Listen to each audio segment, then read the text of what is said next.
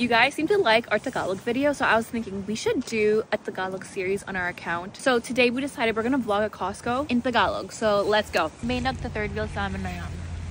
Tara na. Sino ka? Basta pwede magsalita kung English ang salita mo. Sino ka sa akin? Fiance. No. Anong fiance sa Tagalog? Fiance. Tara na agad. Tara na. Yaman ni Neil, no? Bakit? Tumitingin sa mga AirPods. Dami mong pera. Hindi, sabi niya, kaya siya tumitingin kasi bibilin mo daw siya ng bagong AirPod. Wala akong sinabi ng ganyan. Kailangan namin ng manok. So, manok na ano ba yung Thai sa Tagalog? Pita? Kumuha din ako ng isda. Guys, nalulungkot ako kasi may gusto ko bilhin dito. Yung parang tinapay pero bilog siya ng parang, anong flat? Pipe. Wala sila dito. So, parang gusto kong bumiyahe sa ibang lokasyon para bumili yan. Pipe or pipe? Ay, pipe. Burrito namin to. Manok. Baboy. Manok. Manok.